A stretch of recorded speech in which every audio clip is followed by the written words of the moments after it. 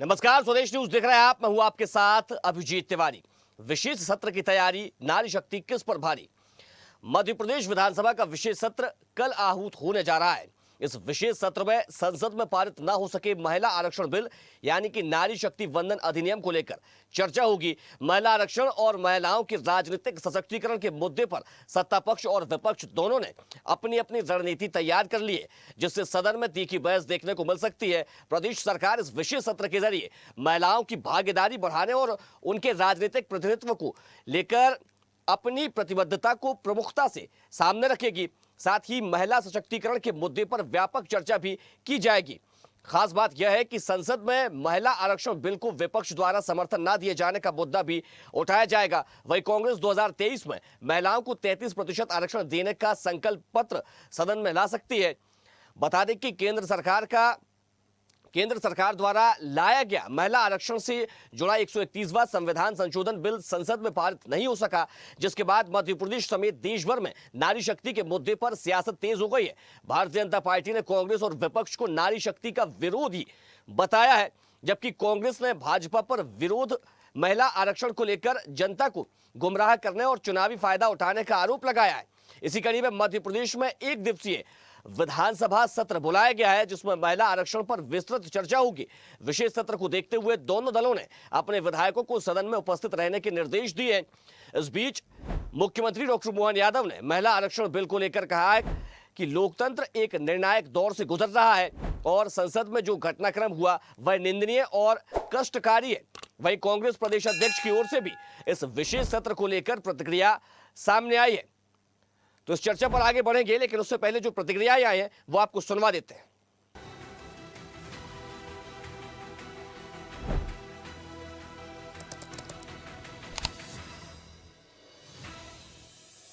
मैं बड़े दुख के साथ कहना पड़ूंगा कि 5 पीढ़ी में कांग्रेस ने लगातार बहनों के साथ जो अन्याय किया है वो देश कभी नहीं भूलेगा।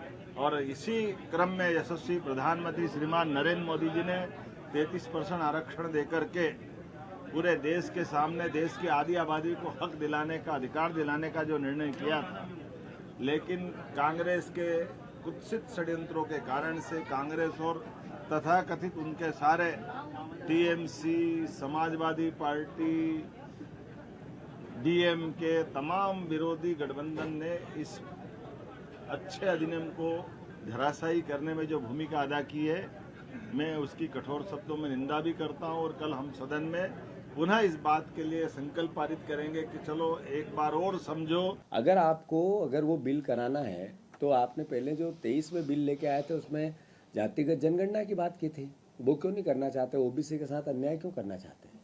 डिलिमिटेशन करने की जो भावना है, इसके पीछे की लॉजिक करप्ट पॉलिटिकल सोच है, एक दूषित मानसिकता है भारतीय जनता पार्टी की, नफरत भरी मानसिकता। ये कभी जात के नाम पे नफरत फैलाते हैं, कभी धर्म के नाम पे नफरत फैलाते हैं, अब ये क्षेत्रवाद के नाम पे, भाषा के नाम पे नफरत फैलाना चाहते हैं।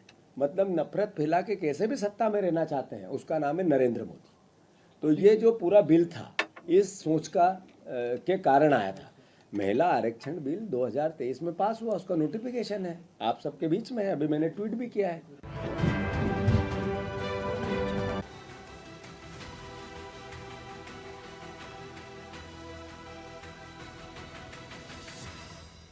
तो चलिए आज इसी मुद्दे पर करेंगे चर्चा, लेकिन सबसे पहले परिचय करवा देते हैं अपने मेहमानों से। हमारे साथ भाजपा प्रवक्ता माही भजरी जी जुड़ गई हैं, आपका बहुत स्वागत है। साथ ही कांग्रेस प्रवक्ता डॉक्टर रश्मि पवार हमारे साथ जुड़ गई है, आपका बहुत स्वागत है। और वरिष्ठ पत्रकार दीप्ति चौरसिया जी हमारे साथ जुड़ गई है, आपका बहुत स्वागत है। चर्चा की शुरुआत में दीप्ति जी से करूंगा। दीप्ति जी, सरकार निंदा प्रस्ताव विपक्ष के खिलाफ लाने वाली है। जब इस तरह के जो निंदा प्रस्ताव आते हैं तो सियासत में और जो बिल पास नहीं हो सका है उस पर कितना असर डालेगा? देखिए, जो बिल पास नहीं हुआ है इसमें तो हम ये मानते हैं कि 2 लोगों के पर असर पड़ेगा। सबसे पहले तो असर पड़ेगा उन महिलाओं पर जो सच में राजनीति में आना चाहती थी, जिनको सच में प्रतिनिधित्व मिलना था, उनका इंतजार बहुत लंबा हो गया। मतलब जो बिल 2023 में पास हो गया उसके लागू होने के लिए उन्हें 2034 तक अब इंतजार करना पड़ेगा। और दूसरा असर पड़ेगा, मुझे लगता है यहाँ पर विपक्षी दल पर भी पड़ेगा। वो इसलिए क्योंकि विपक्षी दल को कहीं ना कहीं इस बात को लोगों के बीच में जाके बताना होगा कि वो महिला विरोधी नहीं है। वो लगातार ये दलील तो दे रहे हैं कि 2023 में हमने बिल पास करने में मदद करी, हमने कुछ सरकार का साथ दिया, तो निश्चित ही बिल पास हुआ। लेकिन अब 2026 में अगर ये बोला जा रहा है कि इस बिल के लिए परिसीमन और सेंसस का इंतजार नहीं किया जाए, इसको अभी से लागू कर सकते हैं 2029 से, तो विपक्ष को क्या परेशानी हुई? तो बीजेपी लगातार, जो सत्ता पक्ष है, वो तो इस बात का माहौल बनाएगा ही जाकर जनता के बीच में कि भाई ये महिला विरोधी है। और यही वजह है कि जब इस तरह से बाकायदा एक दिन का सत्र बुलाकर निंदा प्रस्ताव पास किया जाएगा तो निश्चित ही जनता के बीच में बात और व्यापक तौर पर जाएगी कि ये बिल जो कि 2029 से लागू होना था वो अभी तक लागू नहीं हुआ, उसके पीछे की वजह क्या है? लेकिन जो 2023 का बिल है उस पर तो राष्ट्रपति के हस्ताक्षर भी हो चुके हैं, उसके बाद भी उसका इम्प्लीमेंटेशन नहीं हो पाया। देखिए, ये उसके संशोधन का बिल है, उस पर तो राष्ट्रपति के हस्ताक्षर हैं, लेकिन उसमें ये बात थी कि परिसीमन के बाद और सेंसस के बाद उसको किया जाएगा। जो परिसीमन की बात थी, तो ये नारी शक्ति वंदन अधिनियम जो है, ये उसके संशोधन का बिल था जिसको पास कराने के लिए लाया गया था। और उस संशोधन में ये था कि इसको परिसीमन के पहले और इसको जो है सेंसस के पहले लागू किया जाए, इसको हम 2029 से चुनाव से लागू करें, क्योंकि जो बिल है जो पास हुआ है और जो उसमें शर्तें हैं उसके हिसाब से वो 2034 तक लागू होना था। तो जब ये संशोधन को लेकर आया गया, यही वजह रही कि ये हाउस में गिरा, क्योंकि संशोधन के लिए जो है बहुमत ज्यादा चाहिए होता है और 272 सीटों वाले बहुमत के आंकड़े पे नहीं होता। ये संविधान में संशोधन करने के लिए किया गया था और इसके लिए ज्यादा सीटों की आवश्यकता थी। जितना मुझे याद है, उस दिन जो प्रेजेंट थी उसकी 340 सीटें चाहिए थी, तो बिल के पक्ष में तो 278 वोट ही पड़े थे। यही वजह रही कि ये बिल जो है पास नहीं हो पाया। लेकिन बिल पास नहीं हुआ, उसके बाद राजनीति बड़ी तेज हो गई। बीजेपी ने अपनी बात रखी, कांग्रेस को महिला विरोधी बताया और कांग्रेस जो है लगातार बता रही है कि नहीं, हम तो महिलाओं का साथ दे रहे हैं, महिला विरोधी नहीं है। यही वजह है कि हमने बिल को 2023 में पास किया और हमने तो उस समय भी बोला था इसे लागू किया जाए। लेकिन उसके बाद क्या वजह रही कि क्यों उसके लिए एक अलग से संशोधन फिर जब लेकर आई सरकार तो कांग्रेस उसमें राजी नहीं हुई। कांग्रेस को उसमें क्या नजर आया? कांग्रेस का ये मानना था, जो वो कांग्रेस के प्रवक्ता और बेहतर तरीके से बताएंगे, लेकिन कांग्रेस मतलब ये कह सकते हैं कि बिल तो पास हो चुका था 23 में, लेकिन उसके लागू करने को लेकर तरह तरह की राजनीतियां अब हो रही हैं। और महिलाओं को जो अधिकार, बिल बहुत लंबे समय वैसे इंतजार करा है, बिल कम से कम 8 से 9 बार पहले भी ऑन टेबल हो चुका है और इतने लंबे इंतजार के बाद भी जब ये 2023 में पारित भी हो गया, पास हो चुका, कानून बन गया, तो उसके लागू होने के लिए अब 2034 तक का इंतजार बढ़ गया। तो अब पता नहीं क्या हुआ कि बिल अगर पास किया था तो लागू भी हो जाना चाहिए। अब ये तो राजनीतिक दल के प्रवक्ता आपके साथ दोनों जुड़े हुए हैं, यही बताएंगे कि आखिर वजह क्या रही ठीक है, कि महिलाओं को उनका अधिकार मिलने में इतनी देरी हो रही है। ठीक है। माही जी, भाजपा तमाम मंचों पर ये कह रही है कि कांग्रेस जो है वो महिला विरोधी है और महिलाओं का विरोध कर रही है, इसलिए उसने नारी शक्ति वंदन अधिनियम को पास नहीं होने दिया। लेकिन वहीं कांग्रेस कह रही है कि हम परिसीमन के पीछे जो मंशा छिपी थी भाजपा की, हम उसके खिलाफ है। महिलाओं के साथ तो हमें, इसीलिए हमने 2023 में जो बिल आया था उसका हमने साथ दिया, उसका समर्थन किया। देखिए अभिजीत जी, बहुत स्पष्ट है कि कांग्रेस की जो मंशा रही है और कांग्रेस जो चाहती है वो अब हम सबके सामने है कि वो महिला विरोधी ही है। इतने सालों का इंतजार और अब जब लागू होने की बारी आई, उसे पास होने की बारी आई, तो फिर कांग्रेस और अन्य दलों द्वारा बिल्कुल विपक्ष पूरी तरीके से समर्थन से हट गया। और सबसे बड़ी चीज कि जब ये बिल पास नहीं हो पाया, उसके बाद आप उन सभी के जश्न करने के तरीके को देखिए। और ये सिर्फ भारतीय जनता पार्टी की महिलाएं या भारतीय जनता पार्टी नहीं देख रही है, भारत की हर महिला ने देखा है कि ऐसा बिल जो महिलाओं को एक नई मतलब आधारशिला दे सकता था, एक नया हक प्रदान कर सकता था, जिसके लिए वो बहुत समय से इंतजार कर रही थी, लेकिन उसके बावजूद कांग्रेस के विपक्ष में जाने के कारण, अन्य दलों के विपक्ष में जाने के कारण ये सब कुछ धराशायी हो गया। और देखिए, मैं आपको एक बात बता दूं कि जो हमारी मध्य प्रदेश की, भारत की महिलाएं हैं, उन्हें बहलाया फुसलाया बिल्कुल भी नहीं जा सकता है। वो अपने अधिकारों को जानती हैं और वो ये जानती हैं कि 2014 से, जब से हमारे प्रधानमंत्री जी सत्ता में आए, उसके बाद महिलाओं के लिए जमीनी स्तर पर कितने काम किए गए। देखिए, योजनाएं बनाना एक अलग बात है, उन्हें लागू करके फिर उन पर पूरी तरीके से अमल करना एक अलग बात है। और यदि हम आंकड़ों की बात करें तो जैसे भी आंकड़े, आप हमारी प्रवक्ता हमारी रश्मि दीदी भी बैठी हुई है, हम सब जानते हैं कि वाकई में महिलाओं को जमीनी स्तर से फायदा हुआ है। आज हमारी महिलाएं सशक्त हैं। जो बेसिक सुविधाएं कांग्रेस के सत्ता में रहते हुए उन्हें कभी उपलब्ध नहीं थी, वो भाजपा में माननीय हमारे प्रधानमंत्री जी की बात कर ले या फिर हमारे यहाँ सम्मानीय हमारे डॉक्टर मोहन यादव जी मुख्यमंत्री जी की बात कर ले, उन्होंने हर संभव प्रयास किया है कि हर बच्ची से लेके भाई तो जी, लेकिन बुजुर्ग जो महिला सबको 2023 में उसके बिल आया जिस पर फिर बाद में राष्ट्रपति ने भी हस्ताक्षर कर दिए, उसका इम्प्लीमेंटेशन क्यों नहीं जी हो पाया उस कानून का फिर? देखिए, अब परिसीमन की बात बहुत स्पष्ट है। ये हम्म, सम्मानीय प्रधानमंत्री जी ने, अमित शाह जी ने हम्म, बहुत स्पष्ट तरीके से सदन में बहुत समझा समझा के सबको, मतलब हम इतने दिनों से इसी पे बात कर रहे हैं, सब हम्म, कुछ यही कुछ सारी बातें चल रही है, बहुत स्पष्ट है। देखिए, एक विधानसभा में कितने सारे निर्वाचन क्षेत्र में कितने सारे लोग रहते हैं। अब हमारा परिसीमन जब पहले हुआ था, जबकि सेंसस थे, वो कितना पुराना था। हम्म, यदि ये अगर संशोधन बिल के साथ आ जाता तो इसमें क्या दिक्कत थी? यहाँ पे कोई भी राजनीति किसी भी तरीके की नहीं की गई है। और ये बात अभिजीत जी आप भी जानते हैं कि साधारण महिलाएं जो बिल्कुल भी राजनीति से कनेक्टेड नहीं है या हम्म, एक आम इंसान इस बात को बहुत अच्छे से समझ पा रहा है कि राजनीति कौन कर रहा है और महिला विरोधी कौन है। जी ठीक है। डॉक्टर रश्मि जी, देखिए, भाजपा की अपनी दलीलें हैं, कांग्रेस की अपनी दलीलें हैं, लेकिन जो महिलाएं लंबे समय से राजनीति में सक्रिय हैं, इस बिल के आने के बाद से उनकी थोड़ी सी उम्मीदें जागी थी कि भाई अब नेतृत्व क्षमता बढ़ाई जाएगी, महिलाओं को फ्रंट में लाया जाएगा, उनकी भी भागीदारी ज़्यादा होगी। लेकिन जब इस तरीके के बिल आते हैं और उनको रोक दिया जाता है, तो निराशा तो फिर महिलाओं को ही हाथ लगती है ना। देखिए, कांग्रेस हमेशा से महिलाओं के साथ रही है। कांग्रेस ही वो पार्टी है जिसने महिलाओं को, आप देखिए, राजीव जी ने उस समय नगरीय निकाय और पंचायतों में रिजर्वेशन दिया था हम्म, और उस समय संसद में विरोध किया था आदरणीय अटल बिहारी जी ने और अडवाणी जी ने, और उन्हीं, लेकिन ये पास हुआ और 15 लाख के करीबन बहनें आज पूरे देश में चुनकर आती है। ये कांग्रेस के कारण है। अब हम बात करते हैं महिला नारी वंदन अधिनियम की, जो कानून बन चुका है और जो सितंबर 2023 में पारित हो गया था और कानून बन गया था।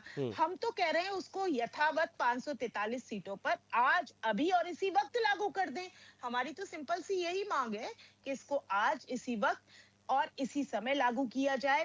543 सीटों पर 33% हमारी बहनों को अधिकार दिया जाए और ओबीसी, अति पिछड़ा, SC ST की जो हमारी बहनें हैं उनका हिस्सा चोरी ना हो, ये हमारा कहना है। और मोदी जी इसको लागू कर दें।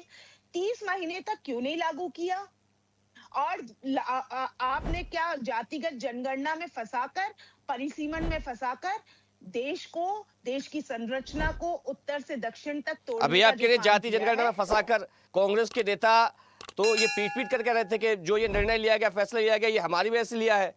अब कौन आप सा उसमें कह निर्णय? रहे हैं कि फंसा करके और इससे जो है वो नहीं ध्यान नहीं, मोड़ा जा रहा है। जातिगत जनगणना नहीं नहीं, जातिगत जनगणना इन्होंने कहा, हम कह रहे हैं आज करें, इसी वक्त करें और इसको लागू कर दें। अगर मोदी जी देना चाहते हैं महिलाओं को रिजर्वेशन और महिला हितैषी अपने आप को बताते हैं, तो हम कह रहे हैं ना, कांग्रेस कह रही है आज करें, इसी वक्त करें और इसको लागू कर दें ना 543 सीटों पर। क्यों नहीं लागू करते? ये तो कानून बन चुका है, इस कानून पर तो कोई डिस्कशन ही नहीं है। आप इसको लागू कर दें। लेकिन अब कई राज्यों में तो निंदा विशेष प्रस्ताव लाया सत्र जा रहा है। तो मध्य प्रदेश में निंदा प्रस्ताव लाना है, यहाँ पर तो पूरी तैयारी किस कर बात ली गई है। आप ये देखिए, निंदा प्रस्ताव किस लिए आ रहा है? नारी वंदन अधिनियम तो कानून बन गया है, उसके लिए तो कोई बात ही नहीं हो रही है।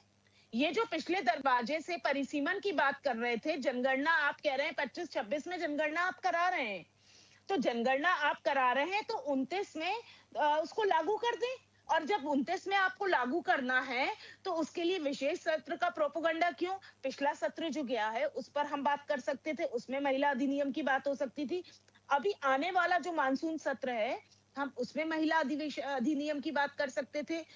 फिर आपने 2 प्रदेशों में चुनाव है, बंगाल में और वहां पर आपने इसको लागू करने की बात करी।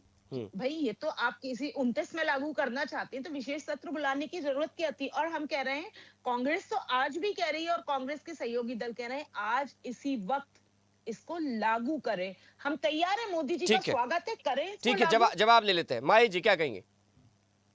देखिए अभिजीत जी, जो कांग्रेस का प्रोपोगंडा है, प्रोपोगंडा कांग्रेस करती है। कोई भी जब योजना लाई जाती है, कोई भी नई चीज शुरू की जाती है, तो कांग्रेस पीछे से कहीं ना कहीं कोई एक टिक फंसा देती है अपना, और ये पूरी तरीके से जनता को बताती है कि वो वाकई में कितना काम करना चाहती है और कितना काम नहीं करना चाहती है। किया है। अभिजीत जी बहुत क्लियर है, सत्ता में वही रहता है जो काम करता है, सत्ता में वही रहेगा बिल्कुल जो सही। काम करेगा।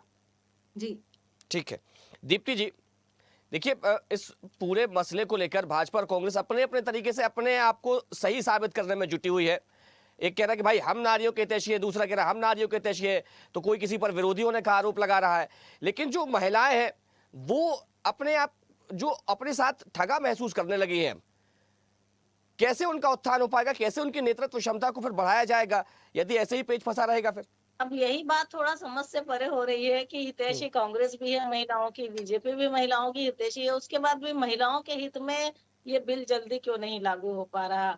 और जो पेच फंसा हुआ है उस पेच के लिए तो मुझे ऐसा लगता है कि अब ये चूंकि सत्ताधारी दल बीजेपी है, कांग्रेस की सारी आपत्तियां सामने हैं, तो निश्चित ही कोई इस तरह से कोई एक कोऑर्डिनेशन होना चाहिए जो मैं समझती हूँ कि कोई एक सर्वदलीय बैठक हो, उस सर्वदलीय बैठक में बात हो, क्योंकि कांग्रेस भी खुद को महिला हितैषी बता रही है, तो कोई एक सर्वदलीय बैठक होनी चाहिए जिसमें ये तय होना चाहिए कि आखिर इस बिल को, सब मंशा कांग्रेस की भी है कि अगर वो जल्दी लागू हो तो उसका क्या रास्ता हो सकता है कि ये संशोधन होके ना तो ये हाउस में गिरे और इसका फायदा महिलाओं को मिले। या तो ये एक तरीका जो हो सकता है जो संसदीय है, जिस तरह से इसी संसदीय तरीके को अपना के कल मध्य प्रदेश का जो है विधानसभा का रहेगा, तो ये एक संसदीय तरीके हैं। दूसरा तरीका ये हो सकता है अगर दोनों ही पार्टियां महिला हितैषी हैं तो मैं तो ये भी कहूंगी कि दोनों ही दलों को ये जताना चाहिए कि वो 2024 का इंतजार नहीं करेंगे। मध्य प्रदेश में जितनी सीटें हैं उसमें से 33% कितना है, कांग्रेस पार्टी 33% महिलाओं को टिकट दे दे, बीजेपी पार्टी 33% महिलाओं को टिकट दे दे। अगर उनको लगता है कि दोनों ही दल महिला हितैषी हैं तो दोनों दलों को अपनी पार्टी के अंदर इस तरह के 33% आरक्षण का पालन कर लेना चाहिए, जो मैं समझती हूँ। और न केवल बीजेपी कांग्रेस बल्कि जो और भी राजनीतिक दल हैं देश में जो एक कहते हैं कि वो महिला हितैषी हैं और वो बिल का विरोध नहीं करते, हमने ही पास किया, उन सबको ये करना चाहिए कि आने वाले चुनाव में, चाहे वो यूपी के चुनाव हो, आने वाले चुनाव, चाहे वो एमपी के चुनाव हो, चाहे राजस्थान को है, वो इन दलों को अपने आप ही महिलाओं को 33% सीटें निकालकर उन पर चुनाव लड़ाना चाहिए। ठीक है दीप्ति जी, मैं एक छोटा सा सवाल और मेरा आपसे है, जब ये निंदा प्रस्ताव सरकार लाने की तैयारी में है, इसको लेकर विशेष सत्र 27 तारीख को यानी कि कल ही बुलाया गया है, इसका कितना असर पड़ेगा? देखिए इसका असर तो होगा, असर इसलिए होगा क्योंकि एक मैसेज देने की कोशिश होती है। जैसे ही हाउस में ये बिल गिरा उसके बाद बीजेपी ने लगातार प्रेस कॉन्फ्रेंस करी, बीजेपी के सारे हैवीवेट लीडर्स जितने हैं, कद्दावर नेता हैं, सबकी तरह तरह की मीडिया में बाइट आई कि किस तरह से कांग्रेस ने इस बिल को गिराया। तो पूरा जो बनाने की कोशिश की गई या उन्होंने जो संदेश देने की कोशिश करी वो ये करी कि कांग्रेस महिला विरोधी है और हम तो चाह रहे थे कि ये बिल जल्दी से जल्दी लागू हो और महिलाओं को मौका मिले। तो बीजेपी ने उसको कैश कराने की कोशिश करी है पॉलिटिकली। और कल जो सत्र होगा तो इसका भी एक बड़ा मैसेज निश्चित ही जनता के बीच में जाता है कि एक दिन का विधानसभा सत्र किस लिए, जैसे कि इस बिल के संशोधन को लागू करने के लिए 3 दिन का लोकसभा सत्र आया था, तो ये बात एकदम से हाइप हुई कि भाई विशेष सत्र किस लिए बुलाया जा रहा।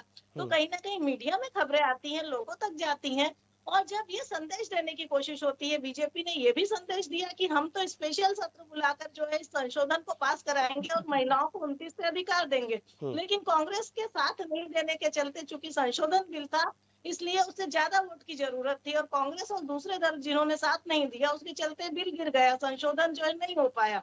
तो फिर बीजेपी ने लगातार ये मैसेज दिया कि कांग्रेस महिला विरोधी है, बाकी जो दूसरे दल हैं वो महिला विरोधी हैं और बीजेपी महिलाओं के हित में काम कर रही थी। और इसीलिए ये जो सत्र बुलाया गया है ये भी एक व्यापक तौर पर संदेश देने के लिए है। सबसे पहले तो ये देश के लेवल पर हुआ, बड़े नेताओं ने, कद्दावर नेताओं ने बात करी, स्टेट लेवल पर भी ये हुआ, लेकिन विधानसभा बुलाने से इसका संदेश और व्यापक जाता है और ये जताने की कोशिश शायद ज्यादा और होगी कि बीजेपी तो देखिए विधानसभा बुला रही है इसकी पूरी निंदा को पारित करने के लिए, क्योंकि इससे पहले रैलियां भी निकली थी, सड़कों पे भी गए थे। तो सदन से लेके सड़क तक, सड़क से लेके सदन तक बीजेपी बस अब यही इसको पूरा संदेश देने की कोशिश करेगी, या कह सकते हैं कि पॉलिटिकली कैश कराने की कोशिश करेगी। ठीक है माही जी, जल्दी से बात पूरी कीजिएगा, आप कुछ कहना चाह रही थी, समय हो गया, फिर उसके बाद में रश्मि जी के पास आऊंगा, लेकिन जल्दी से बात पूरी कीजिए। राष्ट्रीय भाजपा अध्यक्ष जो है नितिन नवीन जी, उनकी टीम में अब 33% पूरी महिलाएं आ रही हैं, तो हमारे भाजपा की तरफ से तो शुरुआत हो चुकी है और मैं चाहती हूँ कि कांग्रेस भी इस मामले में अब साथ दे।